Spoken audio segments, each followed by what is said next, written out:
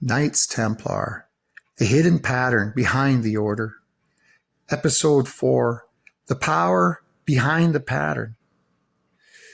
There is a date sitting between the beginning of the Templar story and its destruction that deserves far more attention.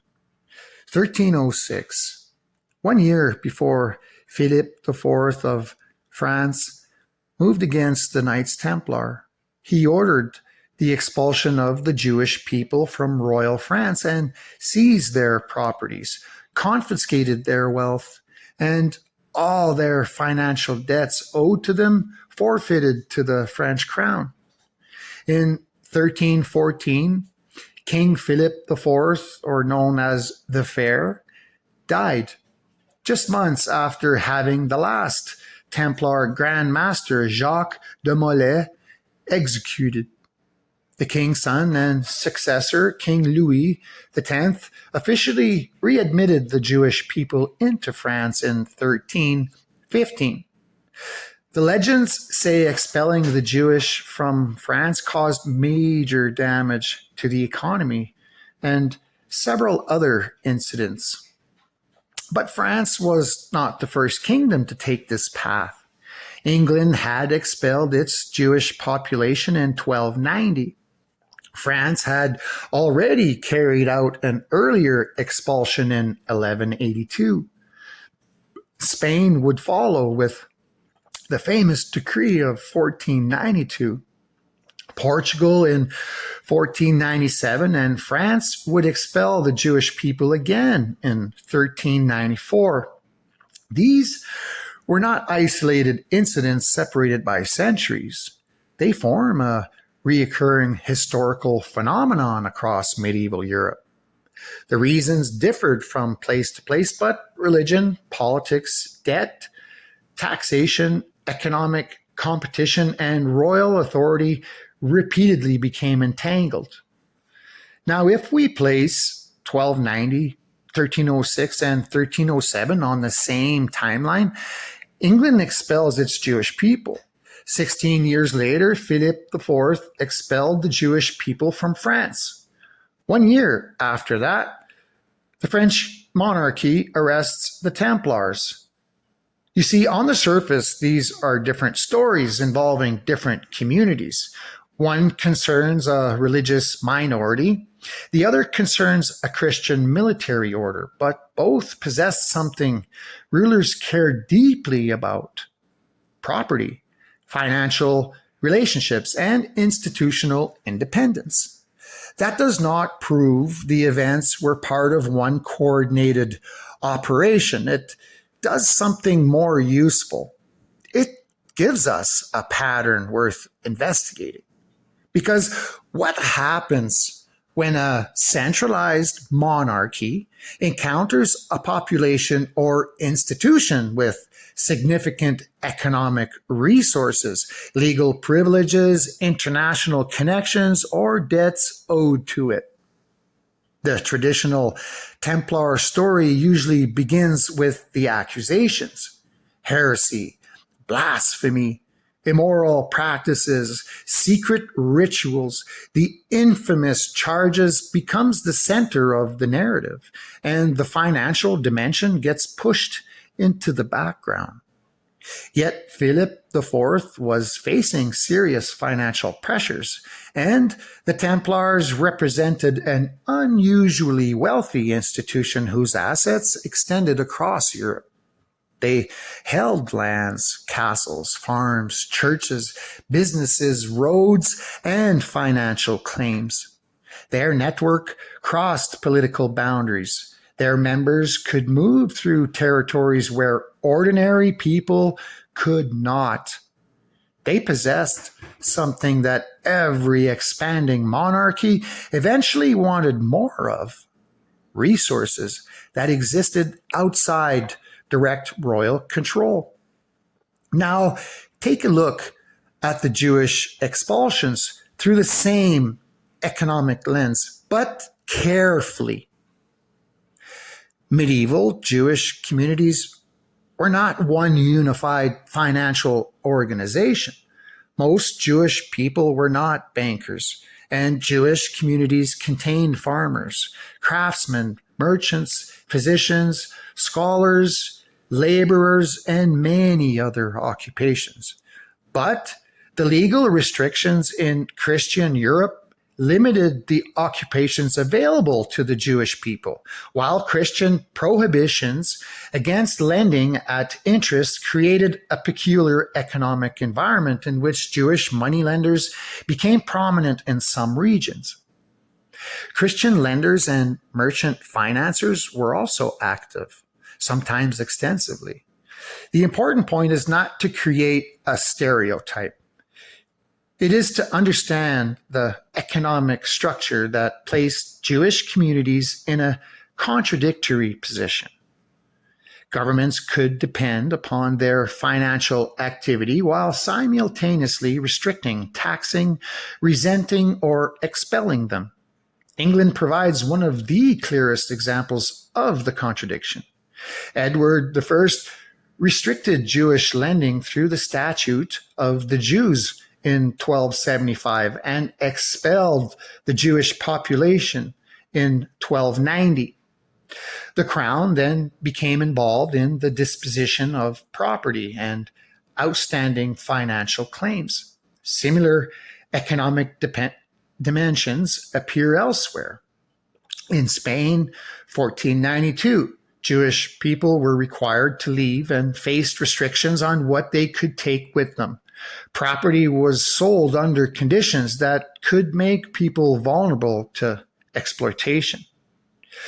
Portugal initially considered expulsion in 1496, but instead forced mass conversion in 1497, demonstrating another uncomfortable reality.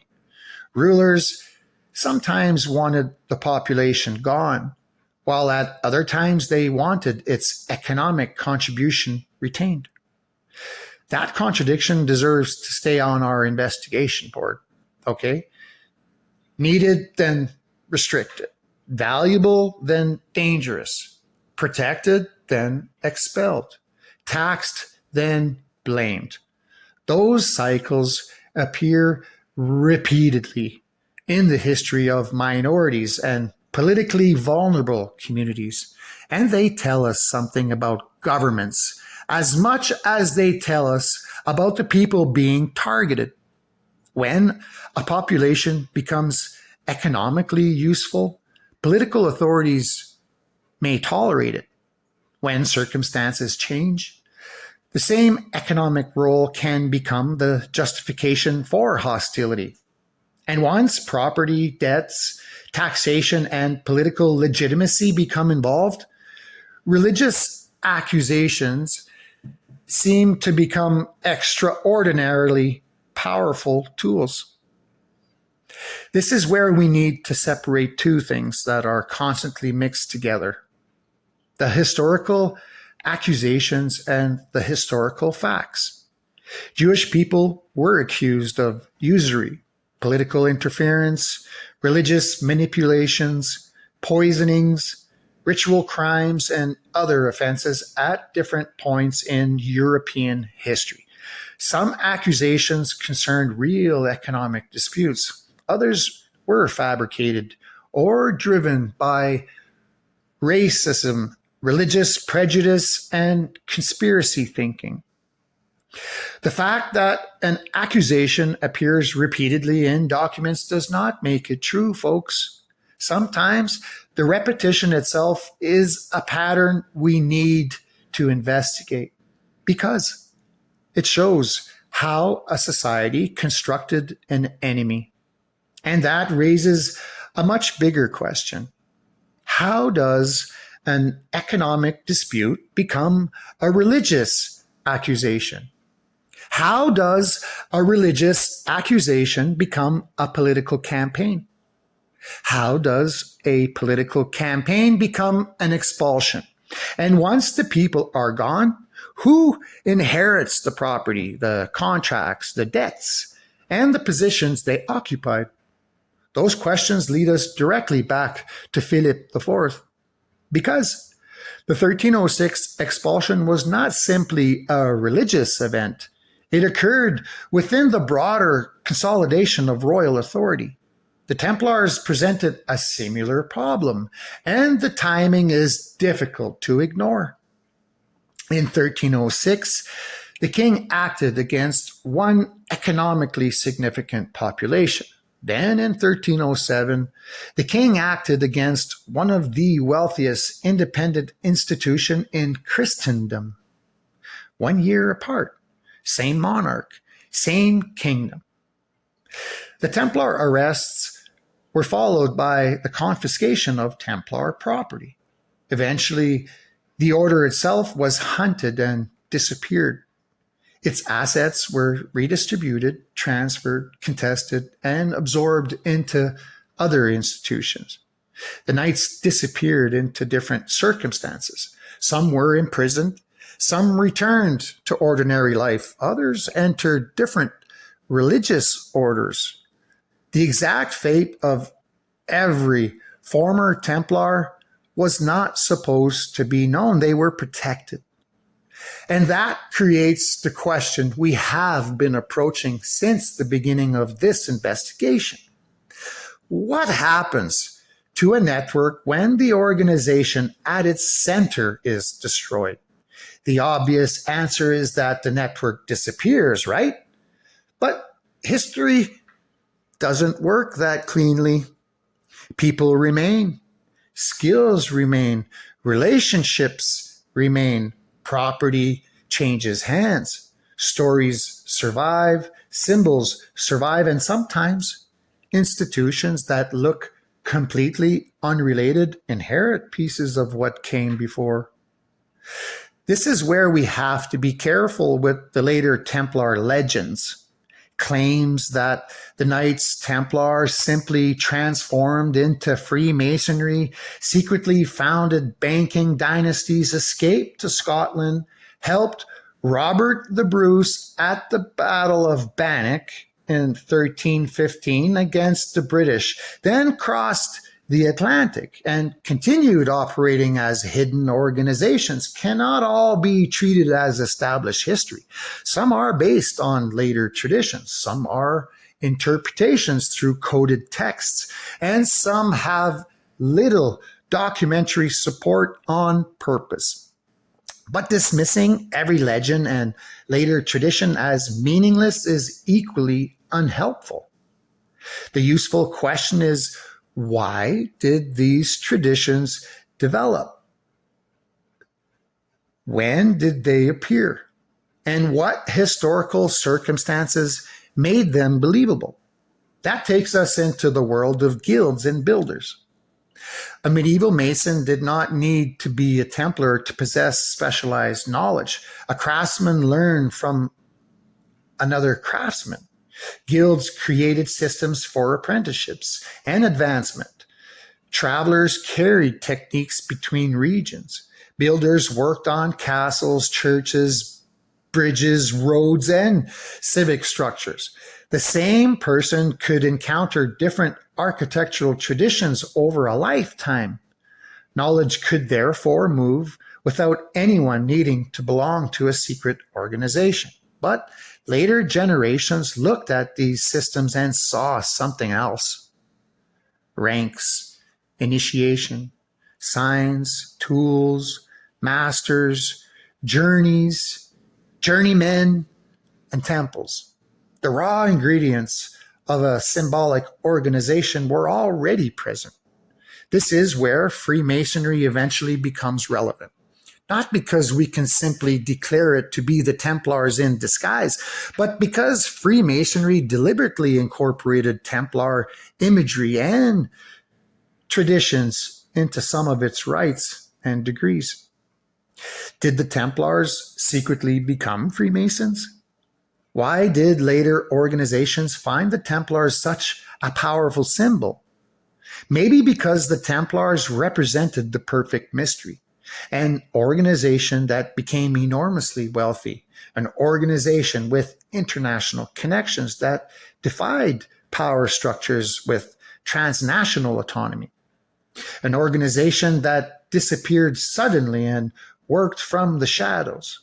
An organization accused of possessing immense wealth and forbidden knowledge. An organization whose property was scattered. An organization whose surviving members were extremely difficult to trace completely. That combination creates fertile ground for legends. And legends are not worthless. They can reveal what later societies were trying to explain. And this brings us to another reoccurring transformation in history. Once an institution disappears, the empty space around it gets filled with stories.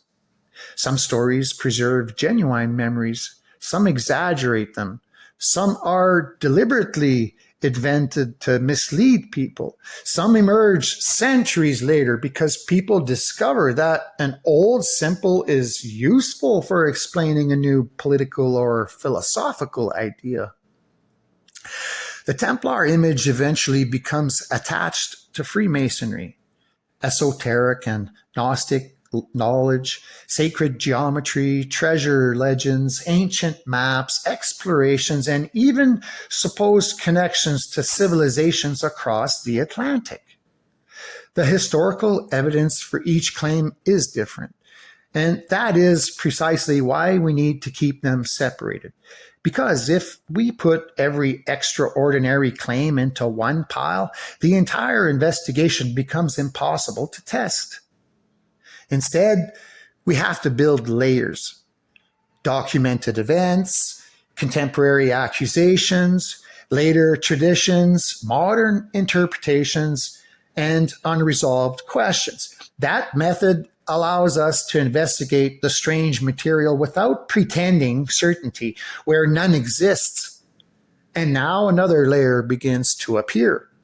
If medieval Europe was experiencing repeated expulsions, confiscations, religious conflicts, expanding monarchies, international trade, and the growth of financial networks, then the Templars were not operating inside a static world. They were living through a transformation. The old feudal order was changing. Money was becoming increasingly important. Credit was expanding.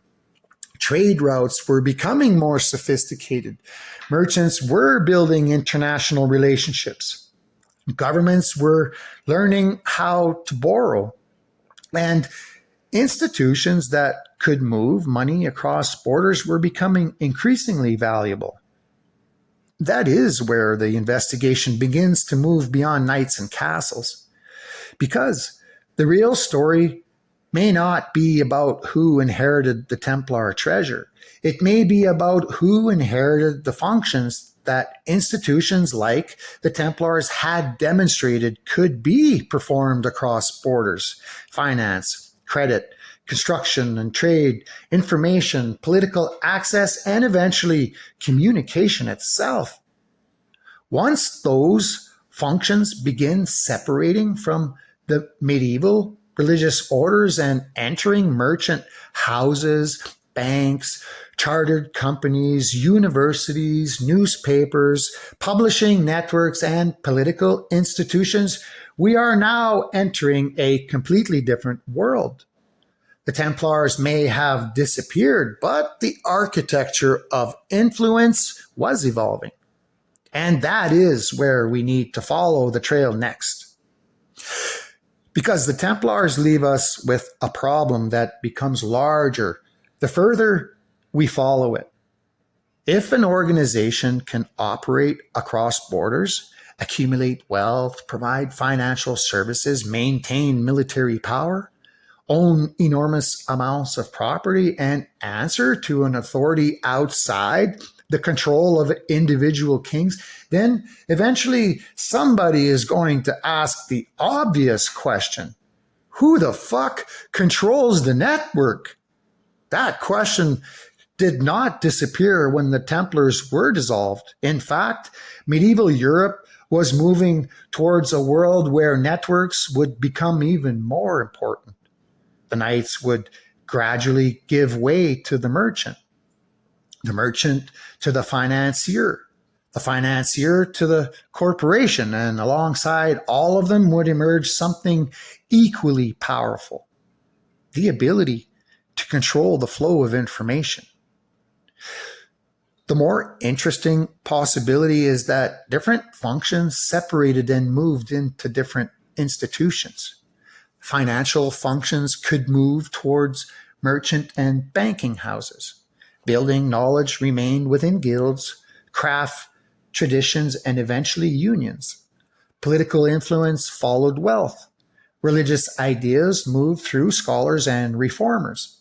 Exploration depended upon merchants, navigators, cartographers, monarchs, and investors. Information moved through manuscripts and eventually the printing press. The network did not need to survive as one organization if the functions themselves continued. That distinction changes the entire investigation. We don't have to prove that the Templars became another organization. We can ask whether medieval Europe was developing a new kind of power that depended less on controlling territory directly and more on controlling relationships between territories. A king or crown could control a kingdom. A merchant network could operate across several kingdoms. A bank could finance governments that might otherwise be enemies. A trading company could have interests on several continents. A publishing network could influence people who had never met its owners. The map of power was becoming increasingly difficult to see because it was no longer confined to one castle. It becomes a machine. Credit was one of the most important pieces of that transformation. A ruler could possess land and armies and still be financially weak. Wars required money before the taxes generated to pay for them could even be collected. Governments therefore borrowed. Merchants extended credit. Banking families developed relationships with courts. Governments granted privileges in exchange for financing. And once a ruler owed money, the relationship changed. The lender did not necessarily control the king, but the lender had acquired something valuable: a financial relationship and leverage with political powers. That distinction is important because it gives us a better lens to investigate the claim that bankers secretly controlled governments. Sometimes the historical reality is more powerful. Governments genuinely became dependent upon credit. Financial institutions gained influence. Political decisions affected markets and trade. Wealthy families developed relationships with rulers. Networks of mutual dependence can create enormous influence, issuing orders from a hidden room. Now imagine what happens when those financial networks become international. A merchant can sell goods in one country, borrow money in another, ensure a shipment somewhere else, and settle the accounts through a financial house operating hundreds or thousands of miles away. The people involved may never meet.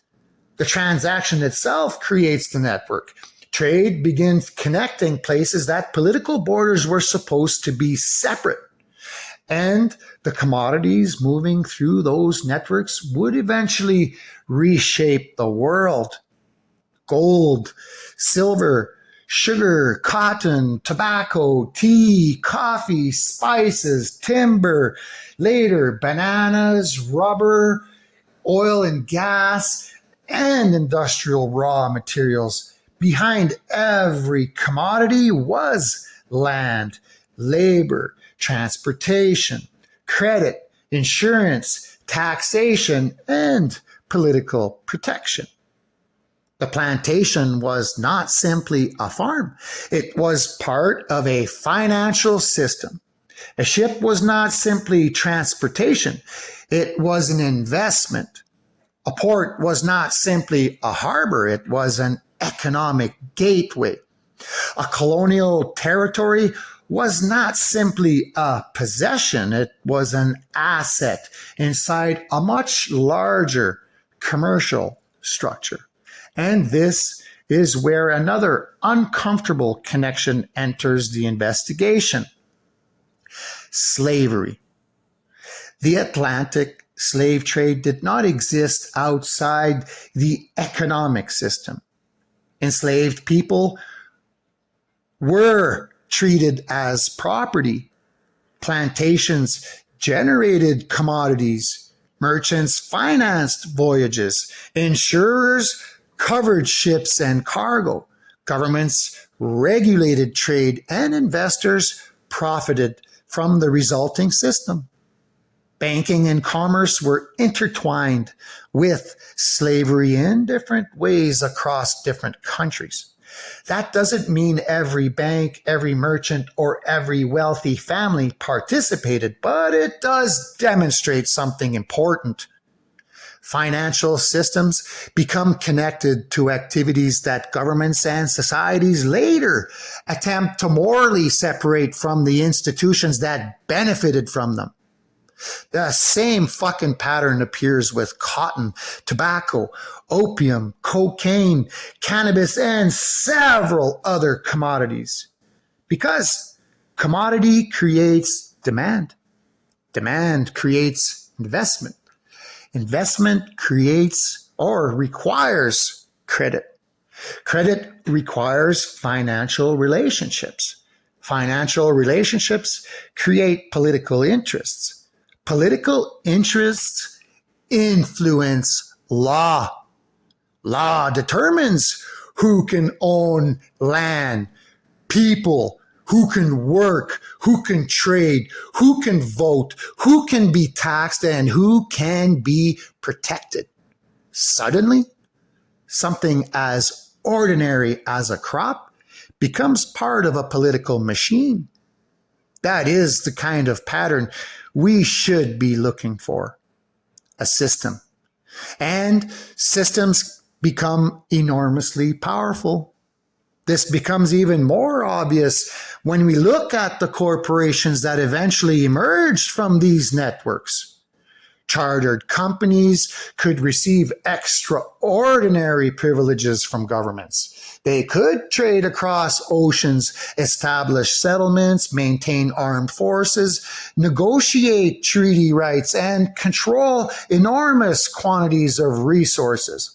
The East India companies might be the clearest examples of the strange territory where commerce and government began overlapping. A corporation could become powerful enough to exercise functions we normally associate with a state.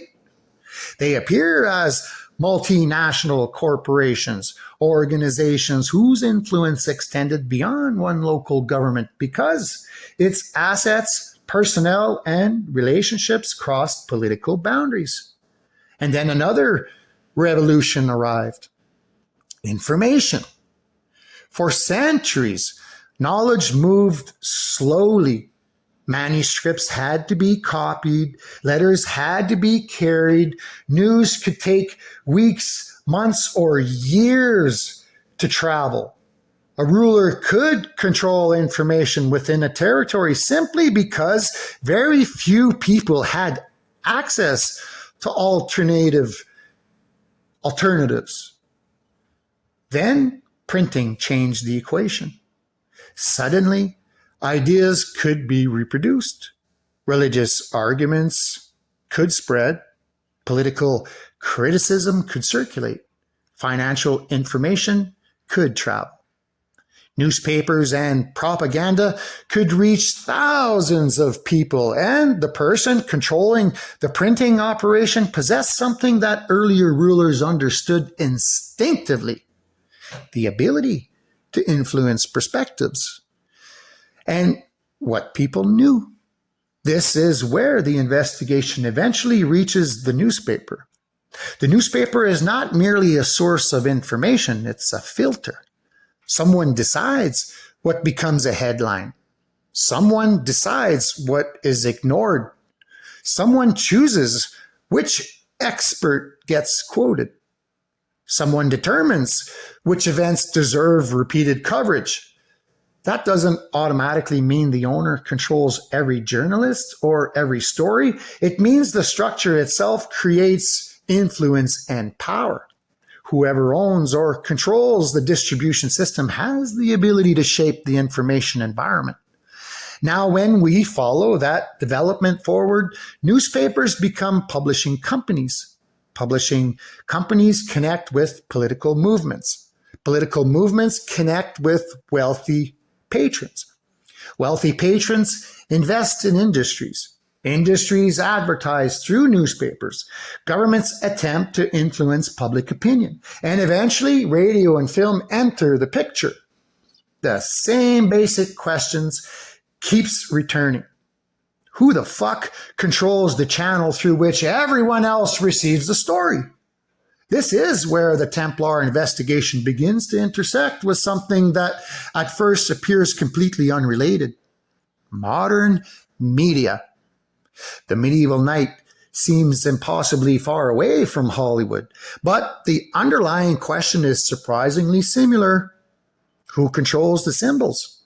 Who controls the narrative? Who decides what becomes visible? Who decides what disappears? And who benefits from the story that people eventually accept as truth?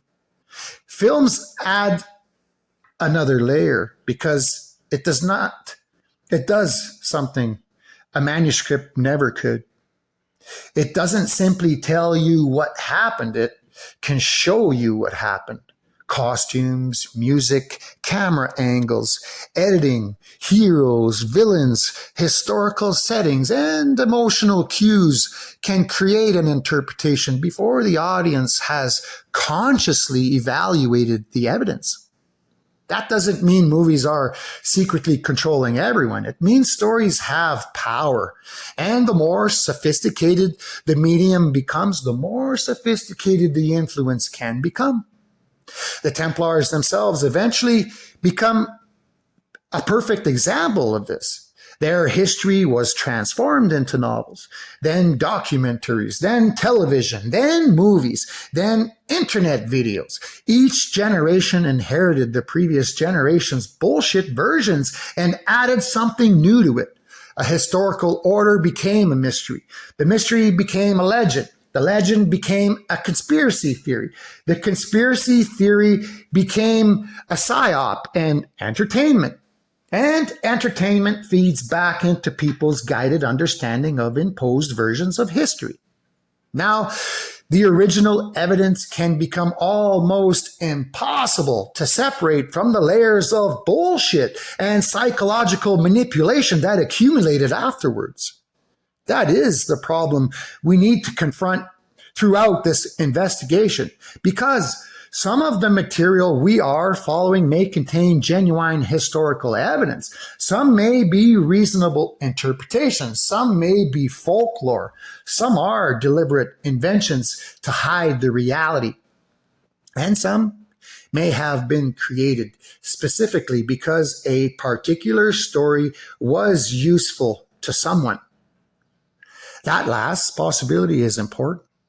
History is not only written by historians, it is written by governments, religious institutions, victors, merchants, political movements, publishers, journalists, filmmakers, universities, and eventually corporations.